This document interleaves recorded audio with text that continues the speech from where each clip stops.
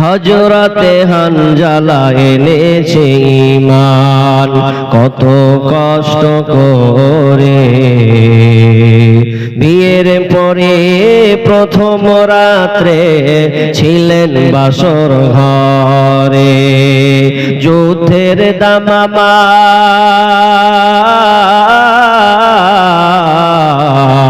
যুদ্ধের দামামা উঠল বেজে, হলো না ফরজ গোসল করা।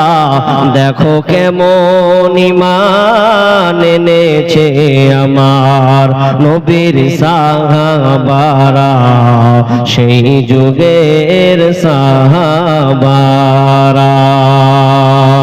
হযরতে আলী নবীর জামাতা থাকেন কুফা শহরে, ফজরের নামাজ পড়ব বলে এলেন আল্লাহর ঘরে। হযরতে আলী নবীর জামাতা ছিলেন কুফা শহরে, ফজরের নামাজ পড়ব বলে এলেন আল্লাহর ঘরে। পিছন থেকে কাফেরের দল মারল তার ছোরা, দেখো কেমন ঈমান এনেছে আমার নবীর সাহাবারা, সেই যুগের সাহাবারা। হযরতে বেলাল এনেছে ঈমান কত কষ্ট করে।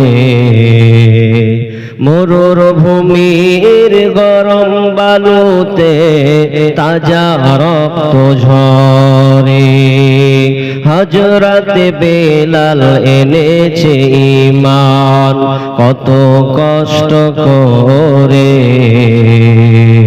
মরুর ভূমির গরম বালুতে তাজা রক্ত ঝরে, তবু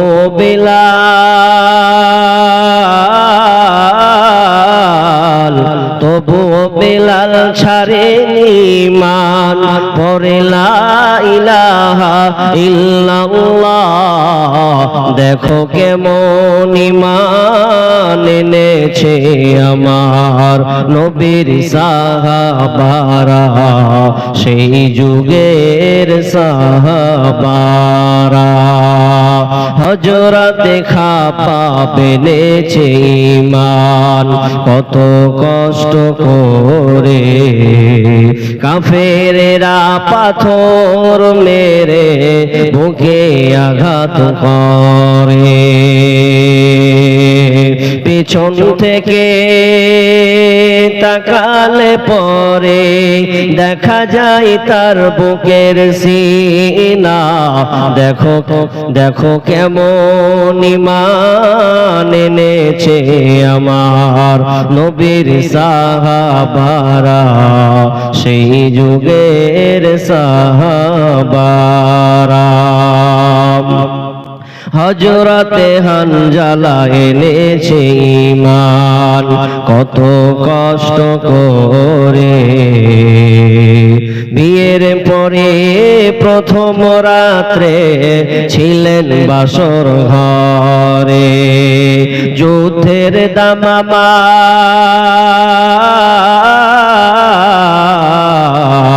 যুদ্ধের দামামা উঠল বেজে, হলো না ফরজ গোসল করা।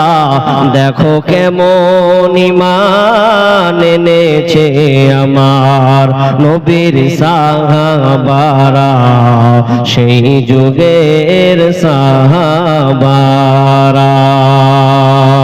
হযরতে আলী নবীর জামাতা থাকেন কুফা শহরে, ফজরের নামাজ পড়ব বলে এলেন আল্লাহর ঘরে। হযরতে আলী নবীর জামাতা ছিলেন কুফা শহরে, ফজরের নামাজ পড়ব বলে এলেন আল্লাহর ঘরে। পিছন থেকে কাফেরের দল মারলো তার ছোরা, দেখো কেমন ঈমান এনেছে আমার নবীর সাহাবারা, সেই যুগের সাহাবারা। দেখো কেমন ঈমান এনেছে আমার নবীর সাহাবারা, সেই যুগের সাহাবারা। প্রত্যেক প্রাণীকে মৃত্যুর স্বাদ গ্রহণ করতে হবে।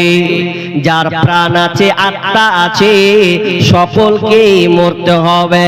আপনি যতই বড় শিক্ষিত হন, যতই বড় মাস্তান হন, যতই বড় আপনি লয়ার হন না কেন, এক কথায় নাস্তিক আস্তিক ভালো মন্দ মুমিন কাফের সকলকে মরতে হবে। কেউ পৃথিবীতে আসার জন্য আসে নাই।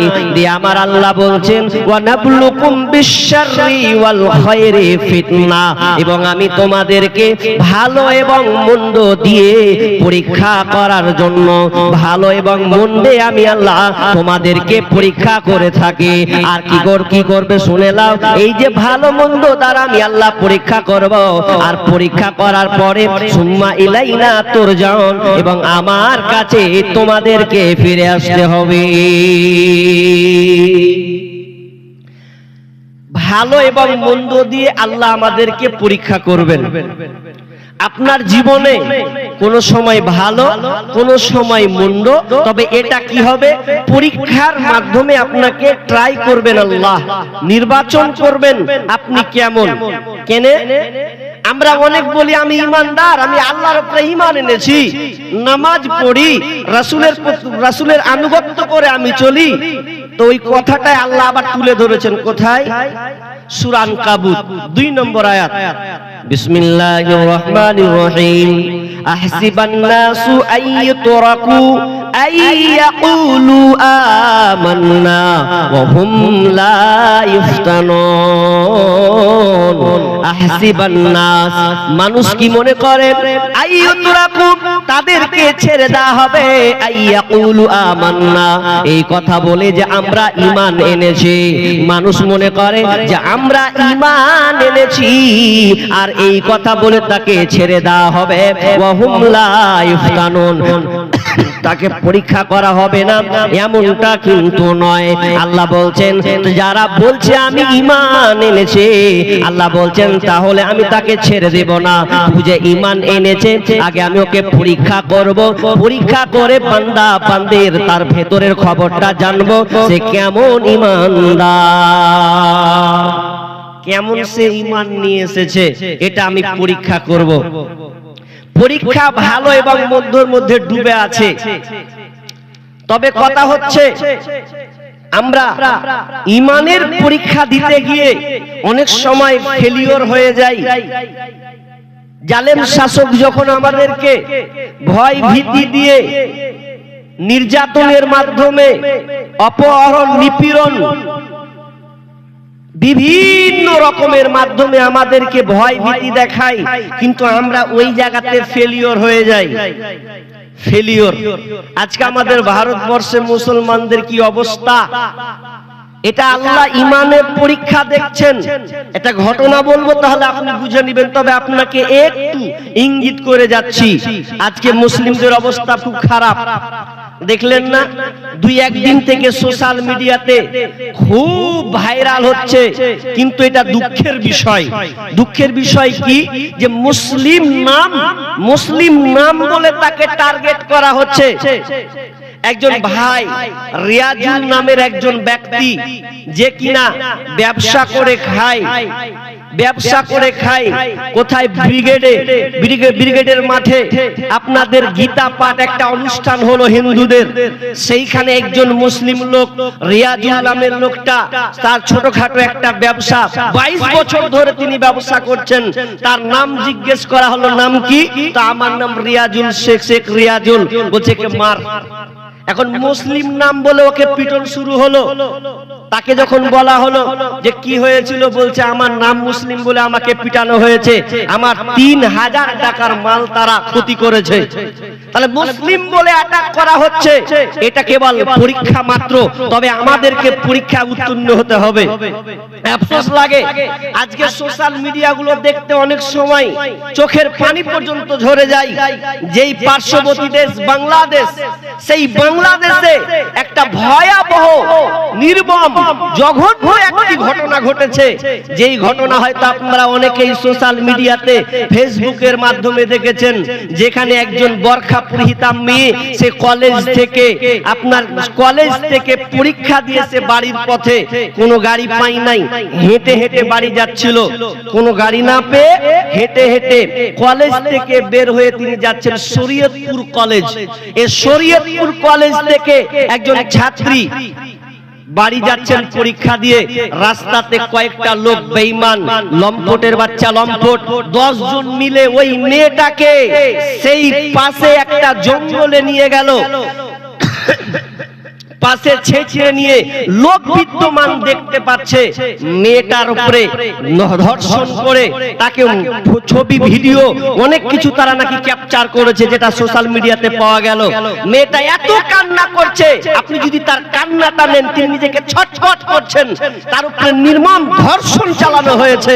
ওই মেয়েটা এখন সুবিচার পাচ্ছে না, তার সুবিচার নেই, অথচ তারা খুব গৌরব করে বাংলাদেশের লোক ইন্ডিয়ানের দিকে চোখ মারে যে ভারতের মুসলমানের কি অবস্থা। আর নিজের দেশের দিকে দেখ, একটা মেয়ে বরখা পরিহিতা মেয়ে যদি সে নিরাপদ না হয়, তাহলে তুমি শেখ হাসিনাকে তাড়িয়ে তোমার কি লাভ হয়েছে? তোমাদের আন্দোলন করে তোমাদের কি লাভ হয়েছে? যদি একটা বরখা পরিহিতা মেয়ে দিনের দিবালোকে সে যদি সুরক্ষা না পায়, তাকে ধর্ষণের কাতারে যেতে হয়, তাহলে এর মতো নির্লজ্জ দেশ আর পৃথিবীতে নাই। সে দেশে নাকি 96% মুসলিম, ভাবতে অবাক লাগে। অথচ আজকে সেই ডক্টর ইউনূসের তত্ত্বাবধানে তারা চলছেন, জালেম শাসক নাকি তাড়িয়ে দিয়েছেন। তো আমি মনে করি 1 বছরের সবচাইতে বেশি মারাত্মক আমরা সোশ্যাল মিডিয়ায় দেখতে পাচ্ছি। তো এগুলো কেন? নিজের দেশের তো তরকায় তেল দাও, ভারতকে নয়। আগে নিজেরটাকে দেখো, নিজের মেয়েদের সুরক্ষা নাই। আজ অমুকের বোন ধর্ষণে নিমজ্জিত হয়েছে, কাল তোমার বোন হবে না, কোন মানে আছে? আজকে কি অবস্থা হয়েছে? ইমানদের মুসলিমদেরকে বিভিন্ন বিপর্যয়ের মাধ্যমে কটাক্ষ করা হয়। তো আল্লাহ তাআলা বলছেন, আমি তোমাদেরকে পরীক্ষা করব, তোমরা যে ইমানদার কি করে বুঝবো? আপনি বাজারে যদি ভালো গামছা নেন, ভালো কাপড় নেন, তো কাপড়টাকে আপনি আগে দেখলেন ফুটা আছে না ছিঁড়া আছে, দেখেন না? দেখেন তো। আপনি পয়সা দিয়ে মাল নেবেন তো দেখবেন না, দেখবেন স্বাভাবিক। ঠিক তেমনি আল্লাহ বলছেন, তুমি কেমন ইমানদার ওটা আমি আগে নির্বাচন করব, যাচাই বাছাই করে নেব। কটা দিয়ে পরীক্ষা করবে? 5টা দিয়ে। কটা দিয়ে বললাম ভাই? 5টা দিয়ে আল্লাহ পরীক্ষা করবেন। তাহলে আমি চটচট করে 5টা গণিয়ে দিই। আল্লাহ রাব্বুল আলামিন বলেন, ওয়ালা নাবলুওয়ান্নাকুম বিশাইইন মিনাল খাউফ ওয়াল জু' ওয়া নাকসিম মিনাল আমওয়াল ওয়াল আনফুস ওয়াস সামারাত। আল্লাহ রাব্বুল আলামিন 5টা বিষয় দিয়ে ইমানদারদের পরীক্ষা করবেন। তুমি কেমন ইমানদার আল্লাহ বলছেন আমি তোমাকে পরীক্ষা করব। ওয়ালা নাবলুওয়ান্নাকুম বিশাইইন মিনাল খাউফ, আল্লাহ বলছেন আমি সূরা বাকারা 155 নম্বর আয়াত, আল্লাহ বলছেন আমি পরীক্ষা করব রে। 1 নাম্বার তোমাকে ভয় ভীতি দিয়ে পরীক্ষা করব। তোমার উপরে জালেম শাসক দিয়ে ভয় ভীতি দিয়ে আমি আল্লাহ পরীক্ষা করব। তোমার সংসারে অনেক ভয় আসবে, এটা ভয় দিয়ে আমি আল্লাহ তোমাকে পরীক্ষা করব। তবে খবরদার, ভয় দিয়ে আমি আল্লাহ যখন পরীক্ষা করব রে, খবরদার তুমি ঈমান হারা হয়ে যেও না, ঈমান ছেড়ে যেন তোমরা বেলাইনে চলে যেও না। আমি আল্লাহ তোমার ঈমানকে পরীক্ষা করার জন্য, তোমার ঈমানের গভীরতা কতটা আছে এটা যাচাই বাছাই করার জন্য আমি আল্লাহ 1 নম্বরে আমি তোমাকে ভয় ভীতি দিয়ে পরীক্ষা করব। ভয় কেমন পরীক্ষা, আপনার উপর দিয়ে অনেক ঝড় আসবে, ভয় ভীতি আসবে। যেমন একটি ঘটনা আপনাকে বলি, বিশ্বনবীর জামানায় দুইটা বড় দেশ, মারাত্মক শক্তিশালী দেশ ছিল। একটার নাম হচ্ছে ইরান, আর একটার নাম হচ্ছে পারস্য। পারস্য আর ইরান, পারস্য এবং রোম এবং পারস্য, রোমান সম্রাট। রোমান একটা দেশ, বর্তমান নাম হলো ইতালি, আর পারস্যকে বর্তমানে বলা হয় ইরান। দুটি বড় শক্তিশালী দেশ। পূর্বাঞ্চলের নবীর জামানাতে শুরুর দিকে দুটা শক্তিশালী দেশ ছিল, একটা নাম পারস্য রোম, আর একটা নাম হলো পারস্য, রোমান পারস্য। সেই জামানায় দুইটা বড় বড় ঘটনা আছে। একটা ঘটনা আমি আপনাকে বলছি, দ্বিতীয় আমিরুল মুমিনিন উমর রাদিয়াল্লাহু তাআলা আনহুর জামানায় একটা সময় ছিল, যে সময় একটা বাদশা ছিল হিরাক্লিয়াস। এই রাজা আরবিতে বলা হয় কেইসার। কেইসার রাজা হিরাক্লিয়াস, তিনি ছিলেন একজন রোমান সম্রাট। রোমান সম্রাট অর্থ রোমান সম্রাট, তিনি ছিলেন রোমান, আপনার কিনা রোমান সম্রাট। সেই হিরাক্লিয়াস একদিন কি করলেন, তিনি দেখছেন যে আমিরুল মুমিনিন তাদের কাছে আমরা বিজয় হেরে যাব, আমরা জিততে পারবো না, তাদের ইমানের শক্তি কিন্তু খুব প্রখর আছে, কঠিন আছে।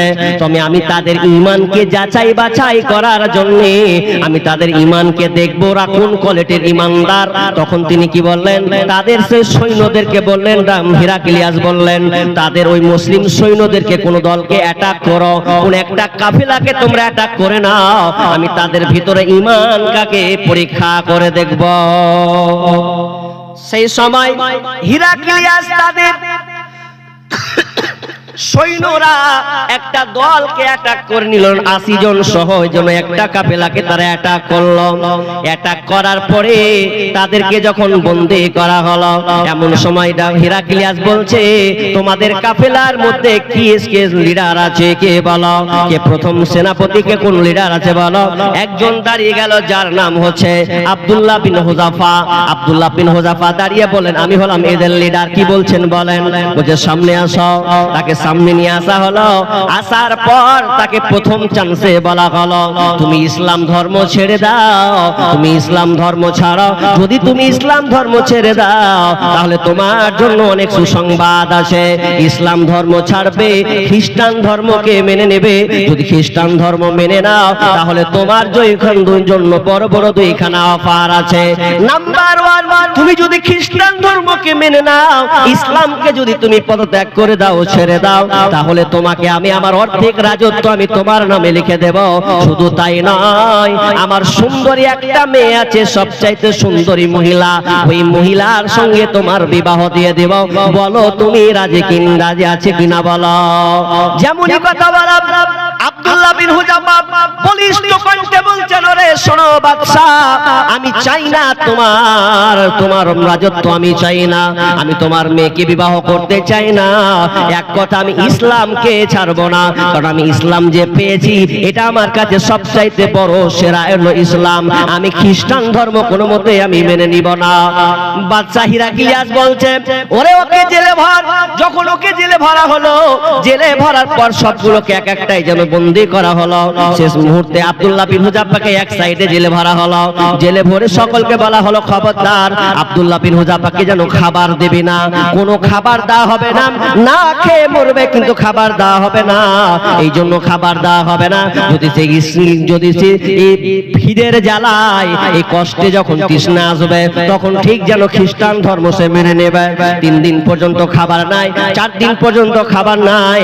এমন সময় খবর গেল বাদশার কাছে, রাজার কাছে, রাজা আপনি তার ঈমান পরীক্ষা করবেন, ভেতর দেখবেন তার কেমন বহর আছে, ও তো মরে যাবে, ওকে তো খেতে দেওয়া উচিত। বলছে ঠিক আছে খেতে দাও। খেতে কি দিতে হবে শুনে নাও, খবরদার হালাল খাবার নয়, কারণ তুমি ওদেরকে খেতে দেবে শূকরের মাংস কেটে নিয়ে আসো, শূকরের মাংস তাকে খেতে দেবে, আর পানিও দিবে না, পানির সঙ্গে মদকে মিশিয়ে দেবে এবং তার সামনে পরিবেশন করবে। দারোয়ান এসে খাবার আগিয়ে দিল, ওরে আব্দুল্লাহ খাবারটা খেয়ে নাও। যখন জিজ্ঞেস করা হলো, ভাই এদের মধ্যে কি খাবার আছে, কি খাবার এখানে লুকিয়ে আছে, তখন বলছে এটা শূকরের মাংস আছে আর আর এবং পানির সঙ্গে মদ মিশানো আছে। যখন এই কথা বলা যেন আর মদ খেতে লাগলো না, ছুঁড়ে দূরে যেন ফেলে দিল। না, আমি মুসলমান শুকরের মাংস খাবো না। একদিন খায় না, 2 দিন খায় না, 3 দিন খায় না। ওরে মুসলমান, তুমি কান করে শোনো, যারা তোমরা মুসলমান দাবি করো, ও মুসলমান তুমি কিসের মুসলমান? অথচ আব্দুল্লাহ বিন হুযাফার দিকে একবার লক্ষ্য করো, না খেয়ে আছে, কোনো খাবার নাই। আল্লাহ তাআলা বলেছেন যদি তুমি কোনো বিপদে পড়ে যাও, সূরা হুজুরাতে মাইদাতে আছে, যদি তুমি কোনো বিপদে পড়ে যাও আর শুকরের মাংস বা কোনো হারাম খাবার যদি তোমার সামনে আসে, তাহলে তুমি খেতে পারো, সমস্যা হবে না। কিন্তু আব্দুল্লাহ বিন হুযাফা বলছেন না, আমি কোনো মতে আমি খাবো না। কেমন তার ইমানদার দেখেন। অথচ আমরা মুসলমান হারাম খেতে আমরা দ্বিধাবোধ করি না, যেটা হারাম তো আমরা মুখে পান করে খাই। আর আব্দুল্লাহ বিন হুযাফা যেন খাচ্ছেন না, খাই না খাই না খাই না। বাদশা বলতে এক কাজ কর, ওকে আবার বাইরে নিয়ে আয়, বাইরে নিয়ে এসে ওকে শুলিতে ঝরাবো, ফাঁসি দিয়ে দেব। তাকে উল্টা তাকে টাঙিয়ে দেওয়া হোক। যখন তাকে টাঙিয়ে দেওয়া হলো, বলছে ওরে আব্দুল্লাহ, এখনো তোর সময় আছে, এখনো তোর সময় আছে, তুই ঈমান ছাড়বে কিনা বল, ইসলাম ছাড়বে কিনা বল, খ্রিস্টান ধর্ম ত্যাগ, খ্রিস্টান ধর্মকে মেনে নে, আমি আবার তোকে ছেড়ে দেব এবং ভালো পর্যায়ে তুমি চলে যাবে। আব্দুল্লাহ বিন হুযাফা বলছে এটা আমি কখনোই আমি যেটা মেনে নিব না, আমি ইসলাম খানাকে ছাড়ব না। উল্টা করে টেনে দেওয়া হলো, উল্টা করে টেনে দিয়ে বলছে এখনো সময় আছে বল, বলছে না আমি ইসলাম ছাড়ব না। যতই তোমরা আমাকে ভয় দেখাও না কেন, যতই আমাকে তোমরা আমার উপরে অত্যাচার নির্মম নির্যাতন চালাও না কেন, আমি আব্দুল্লাহ একমাত্র বিন্দু রক্ত থাকতে, আমার শ্বাস থাকতে আমি ইসলামকে ছাড়ব না। এমন সময় তারা ও একটা 80 জন কাফেলার মধ্যে একজনকে নিয়ে এসে বলছে এক কাজ কর, পুরো কড়াই নিয়ে আয়, যেটাখানে কড়াই কি হাজার হাজার সৈন্যর খাবার রান্না হয়, বড় একটা কড়াই নিয়ে আসা হলো। কড়াইটা নিয়ে এসে গরম তেলকে ঢালা হলো, তেল ঢেলে উত্তপ্ত গরম দাও দাও দাও দাও করে জ্বলছে, উত্তপ্ত গরম করে দেওয়া হয়েছে, তেল যেন টকবক টকবক করে যেন ফুটছে। বলছে এখন সময় আছে, ভরে দেব। একজনকে যেন ঝুলিয়ে তার একদম গরম তেলে যখন ফেলে দেওয়া হলো, যেমনই ফেলে দেওয়া পুরো শরীর যেন শরীর থেকে মাংসগুলো ঝরতে ঝরতে যেন পড়ে গেল, কঙ্কালে যেন পরিণত হয়ে গেল। আব্দুল্লাহ বিন হুযাফার সামনে এবার বলছে দেখ তোদেরই বুক দেখ কঙ্কাল করে দিয়েছে, তোর সময় আছে বল। তখন তাকে যখন ফেলা হচ্ছে, ফেলা পড়ার সময় আব্দুল্লাহ বিন হুযাফার চোখ দিয়ে যেন পানি পড়ছে আর বলছে দাঁড়া দাঁড়া দাঁড়া দাঁড়া। আব্দুল্লাহ ভয় খেয়ে নিয়েছে, মনে হয় সে ভয় খেয়েছে, ওকে নামিয়ে দেয়। তখন বলছে তুমি নাকি এবার খ্রিস্টান ধর্ম মেনে নেবে? বলছেন না, আমি আমি খ্রিস্টান ধর্ম মানবো না। কান্না করলে কেন? তোমার চোখে তো পানি দেখলাম। আব্দুল্লাহ বিন হুযাফা বলছে বাদশা রে, তুমি যে আমার চোখে পানি দেখেছো, এটা তোমাদের ভয়ে আমি চোখের পানি ফেলি নাই, বরং আমি আল্লাহকে স্মরণ করতে লাগলাম। আল্লাহ এই তেলে আর আমাকে একবার ফেলবে, আমি একবারই তো শেষ হয়ে যাব।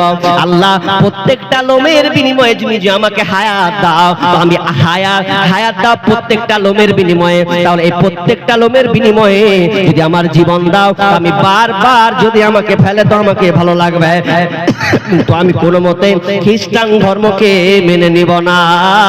তার মানে আলতারা তাকে ভয় ভীতি দিয়ে যেন পারল না, হিরাক্লিয়া যেন অবাক হয়ে গেলেন। আর আমরা ইমানে, এদের ইমানের কাছে যেন আমরা ফেল হয়ে গেলাম। ভয় নাই ওরে, কোনো ভয় নাই, আল্লাহ যদি থাকেন সহায়, দুর্গম গিরিপথ পাড়ি দিয়ে যায়। ভয় নাই ওরে, কোনো ভয় নাই, যুগে যুগে ইতিহাস লেখা দেখা যায়, আল্লাহর পথে যারা কাজ করে যায়। যুগে যুগে ইতিহাস লেখা দেখা যায়, আল্লাহর পথে যারা কাজ করে যায়। বিনা পরীক্ষায় তাদের পাস নাহি হয়, বিনা পরীক্ষায় তাদের পাস নাহি হয়। ভয় নাই ওরে, কোনো ভয় নাই, বাতিলের শক্তি ক্ষয় হয়ে যায়, আল্লাহর শক্তির কোনো ক্ষয় নাই, বাতিলের শক্তি ক্ষয় হয়ে যায়। আল্লাহর শক্তির কোনো ক্ষয় নাই, সেই শক্তি তুমি দাও গো আমায়, সেই শক্তি তুমি দাও দয়াময়। ভয় নাই ওরে কোনো ভয় নাই, আল্লাহ যদি থাকেন সহায়। ভয় নাই ওরে কোনো ভয় নাই, ইমানদারের কোনো ভয় নাই। নাম্বার 1 হয়ে গেছে খৌফ, আল্লাহ বলছেন ভয় ভীতি দিয়ে। ওয়াল জু মানে আল্লাহ বলছেন অভাব, অভাব মানে ক্ষুধা। আল্লাহ বলছেন বান্দারে আমি তোমাকে অভাব দিয়ে পরীক্ষা করব।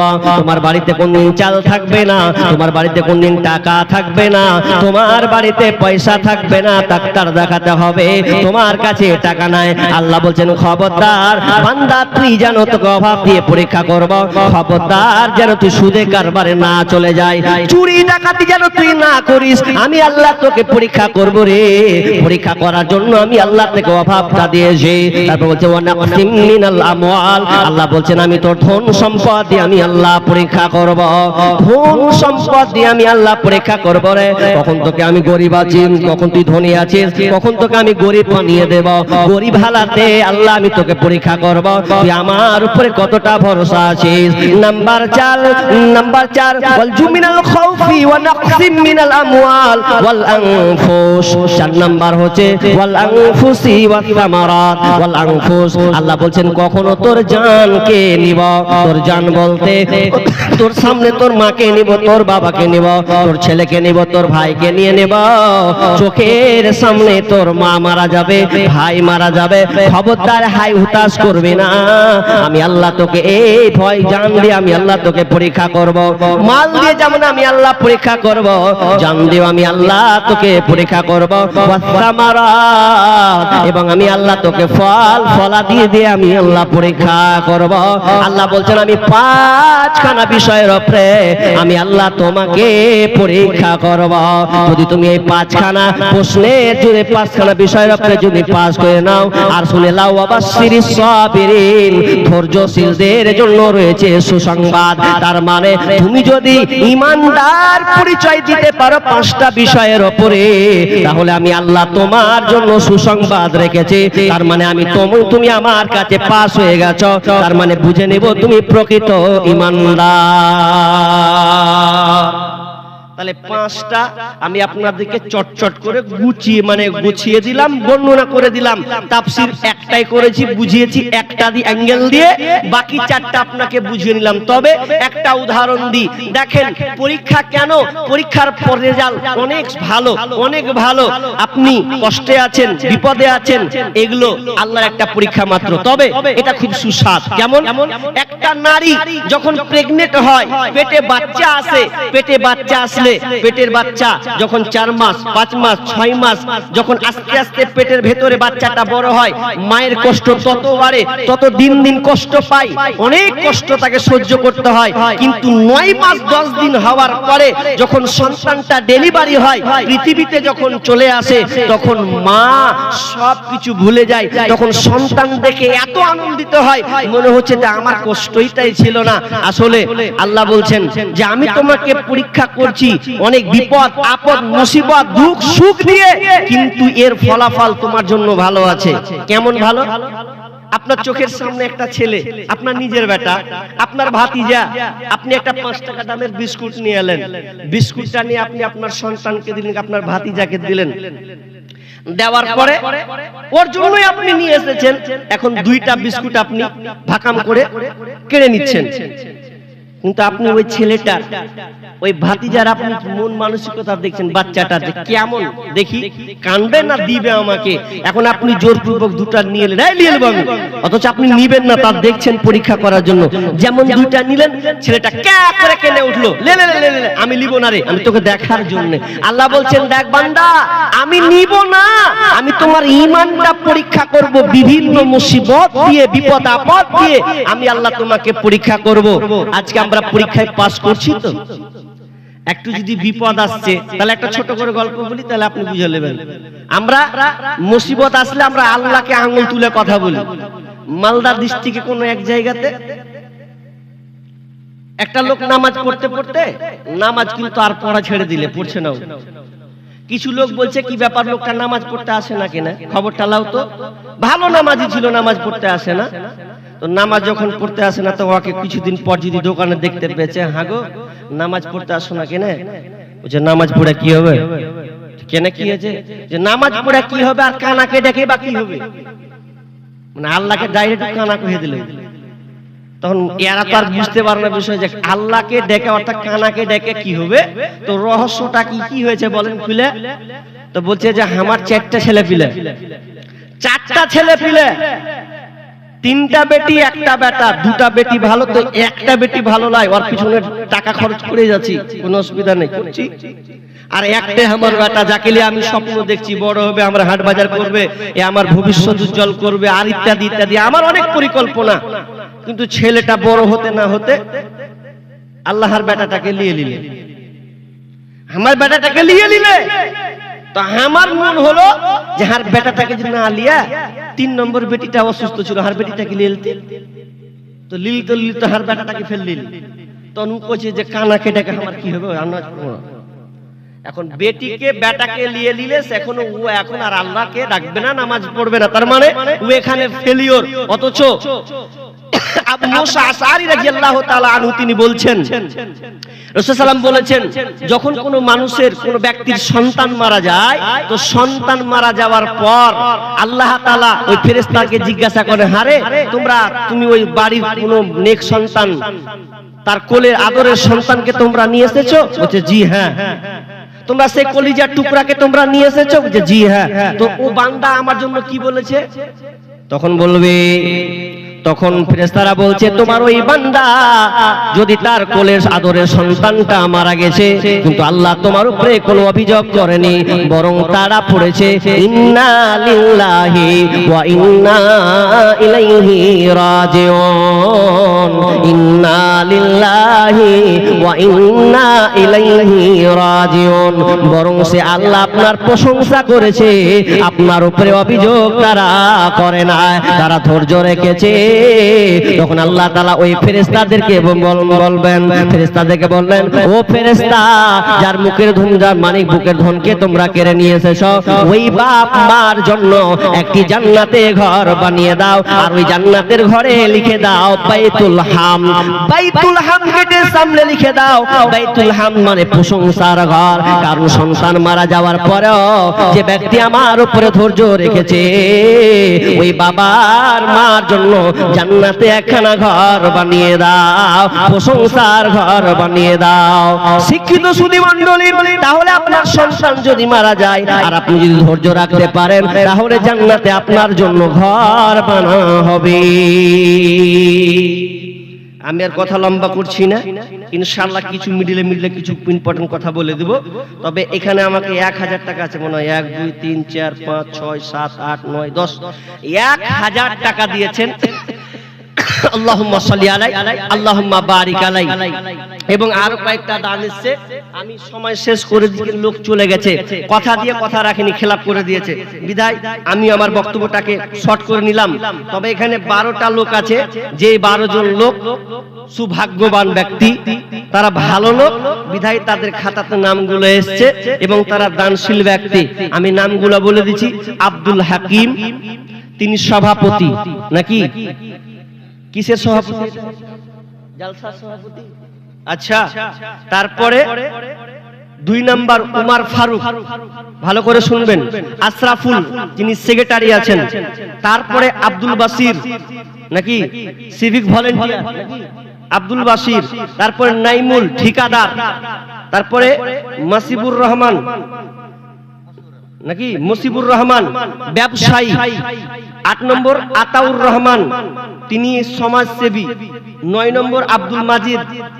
তারপরে জহিরুদ্দিন, মোবাইলের দোকানদার ব্যক্তি, মাশাআল্লাহ। তারপরে 11 মবিরুদ্দিন। আর 12 নম্বর শেষে বলা আছে মঈনুদ্দিন। তাহলে যে লোক কটা বললাম ভাই, আপনারা তাড়াতাড়ি আসুন, আপনাদের দানগুলো বাকি আছে। আর এই জালসাটা হচ্ছে ঈদগাহার উন্নতি কল্পে। তাহলে ঈদগাহাতে একটা সামাজিক একটা ইবাদত, এটা একার নয়, সামাজিক বিভিন্ন এলাকা থেকে এই তা আমি আবার অবাক হওয়ারই কথা যে ঈদগাহার জালসাই যদি হয় তো লোক কেন না, আমি এটা বুঝলাম না।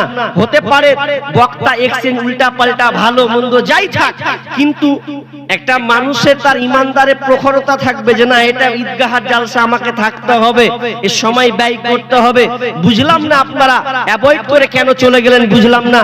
এটা তো জবাবদিহি কিয়ামতের মাঠে দিতেই হবে, কারণ বক্তা নিয়ে আসবেন বাইরে থেকে আর আপনারা ঘরে ঘুমাবেন, এটা তো কোনোদিন হয় না। জি, বক্তা নিয়ে এসে আলোচনা করবেন আর আপনার ল্যাপ কথার ভেতরে ঢুকে থাকবেন, এটা কোনোদিন হয় না। বিধায় যে কটা লোকের নাম বললাম আপনারা অবশ্যই শুনতে পেয়েছেন, তাড়াতাড়ি করে আসুন এবং এই দানগুলো দিই, ইনশাআল্লাহ আমরা এখানে সমাপ্তি টানবো ইনশাআল্লাহ। আল্লাহর রাস্তায় আছেন তো একটা আমি হাতে, কি নাম, নাইমুল, তিনি 10,000 দিয়েছেন।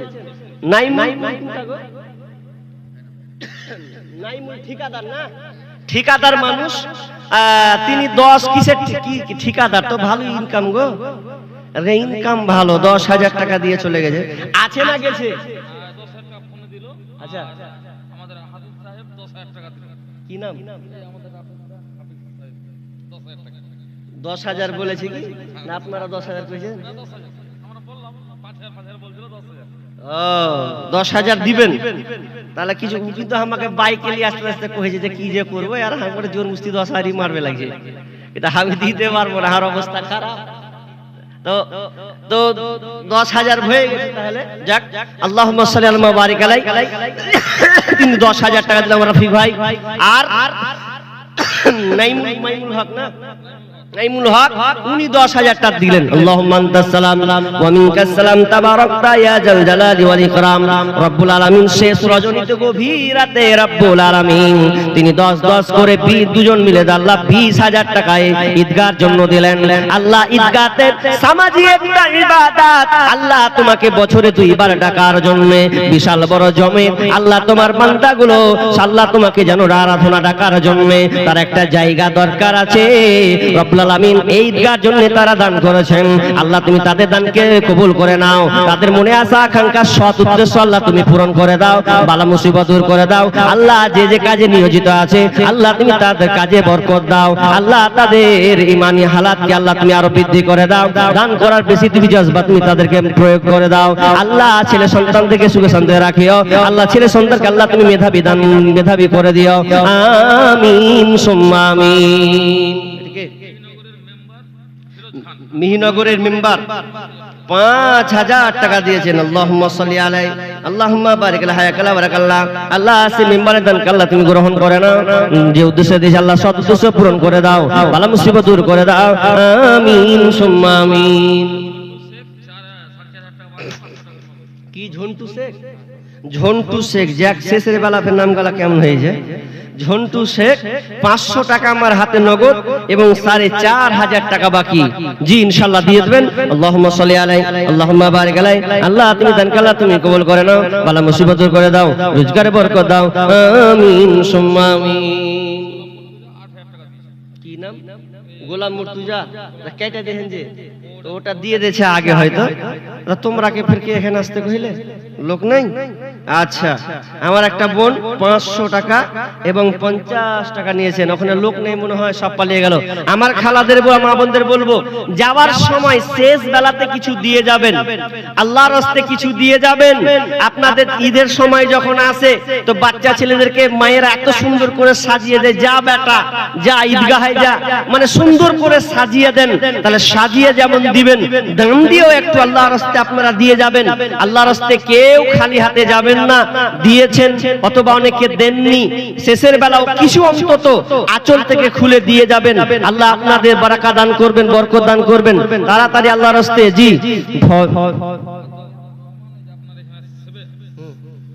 আতাউর রহমান সমাজসেবী, হ্যাঁ কই আছেন তো?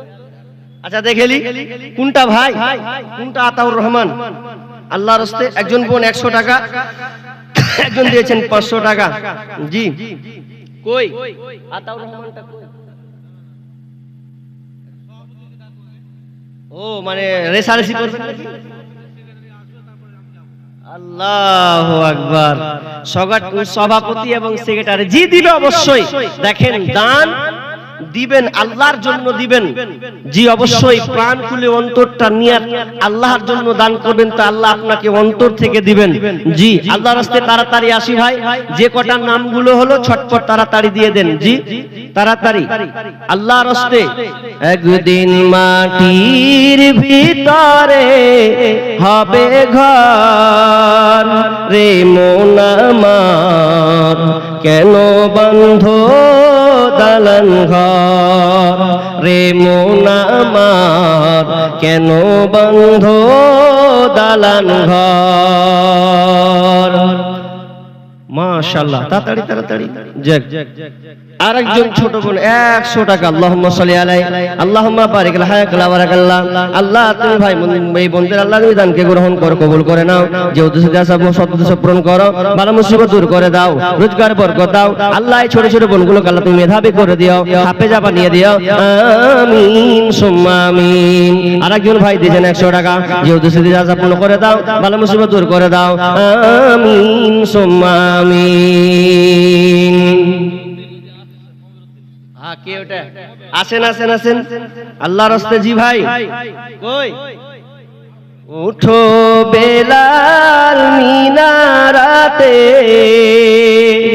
সময় বয়ে যায়, আজান দাও গো মধুর সুরে, শুনবার মনে চায়। আজান দাও গো মধুর সুরে, শুনবার মনে চায়। মাশাআল্লাহ। আরেকজন বোন আমার 200 টাকা দান করেছেন। আল্লাহ তুমি দানকে আল্লাহ তুমি কবুল করে নাও, বালা মুসিবত দূর করে দাও, রোজগারে বরকত দাও। আমিন সুম্মা আমিন। আসেন আসেন আসেন তাড়াতাড়ি আসেন, শেষ করুন। মাশাআল্লাহ বলেন। আচ্ছা কতটি করব কহেন? 5000 টাকা হবে। হাজি ভাই হাটটা খাটা শরীর লিয়া হাজি 5000 টাকা হবে কহেন? জীবনে হবে না, 5000 হবে না, না হবে না। দেখেন ঈদগাহার জলসা, আপনাদেরকে মোটা মোটা দান করতে হবে, এটা তো আর ছোটখাটো বিষয় নাই। তা 5000 খুব কম হচ্ছে। আল্লাহর রাস্তায় 20000 করেন, 20000 তাহলে একটা দান হলো না জি? তাহলে তাও একটা উপরে থাকবে যে হ্যাঁ একটা আমার দান হয়েছে জালসাতে।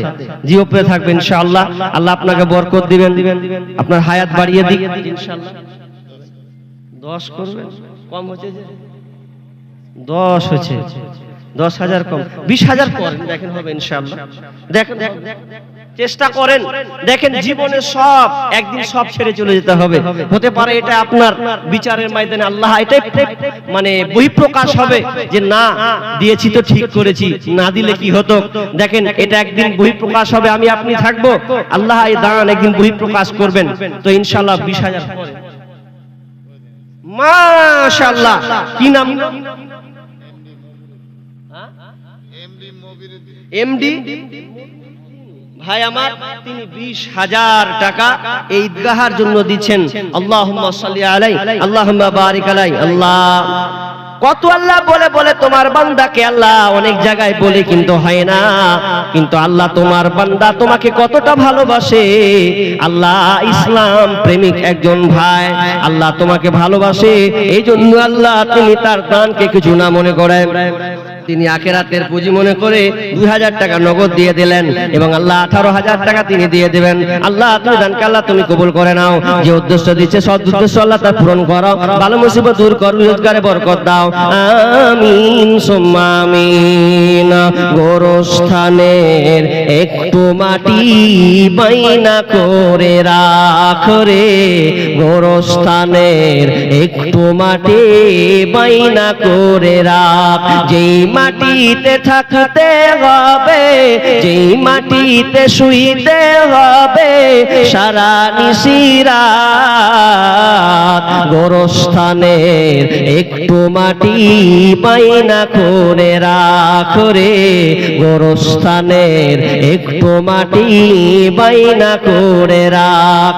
দাদা গেল, দাদি গেল, নানা গেল, নানি গেল, পাড়া পড়শি সে কত গেল, আমার যাওয়ার দিন আসিবে, আমার যাওয়ার দিন আসিবে, বেশি দূরে নয়।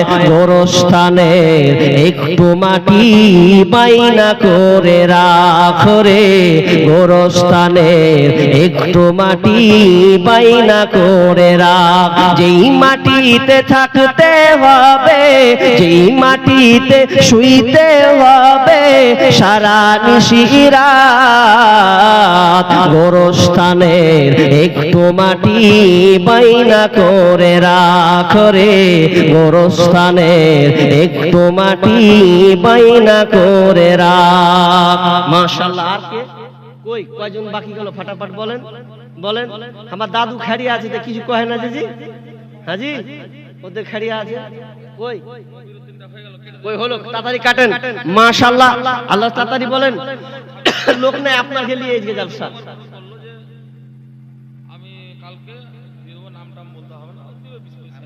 আচ্ছা আচ্ছা, 20-25 হাজার যা দিবে দিবে, তার মানে 25,000 তিনি দিয়ে দিবেন। দোয়া করবো 20-25 কেন রাখবো, রাইট রাইট করবো।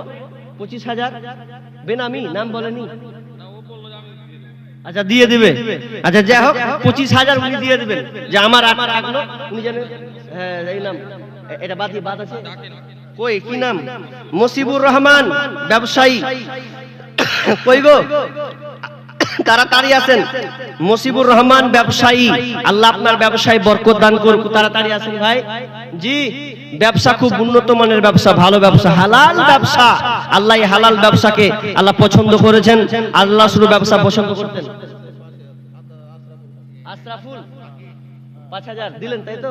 আল্লাহুম্মা সাল্লি আলাইহি, আল্লাহুম্মা বারিক। আশরাফুল তিনি 5,000 টাকা দিলেন। আল্লাহ তুমি দানকে কবুল করে নাও, বালা মুসিবত দূর করে দাও, রোজগারে বরকত দাও। আল্লাহ যতদিন থাকবে আল্লাহ তুমি তাকে সহি সালামতে রাখিও। আমিন সুম্মা আমিন। পৃথিবীর মায়া ভুলে আমাকে একা ফেলে চলে গেলে মা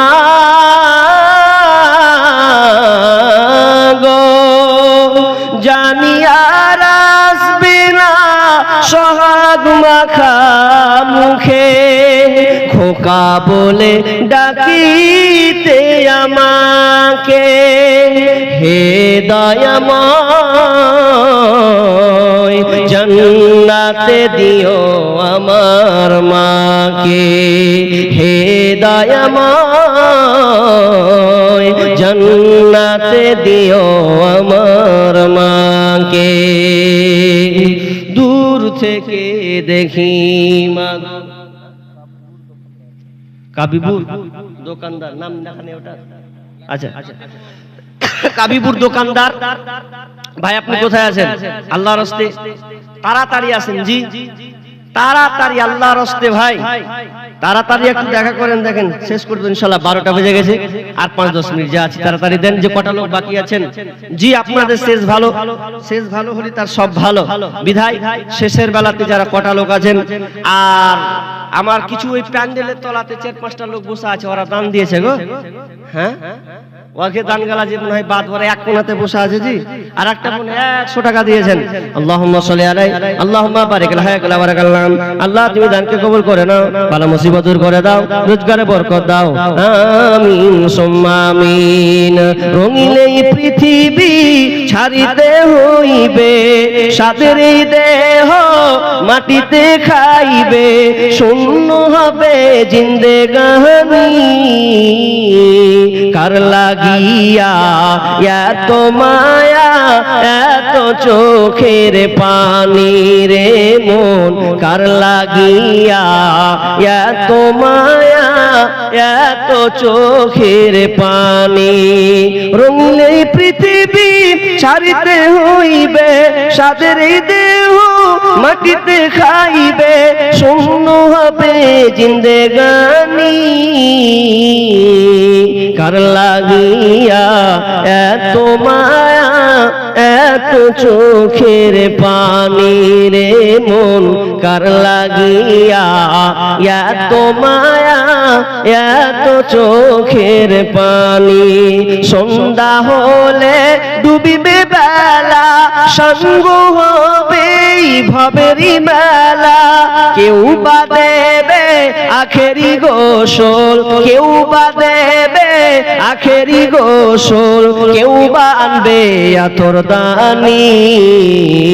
কার লাগিয়া এত মায়া এত চোখের পানি রে মন কার লাগিয়া, এত মায়া এত চোখের পানি। মাশাআল্লাহ, তাড়াতাড়ি আর কই গো দেন, তাড়াতাড়ি দেন।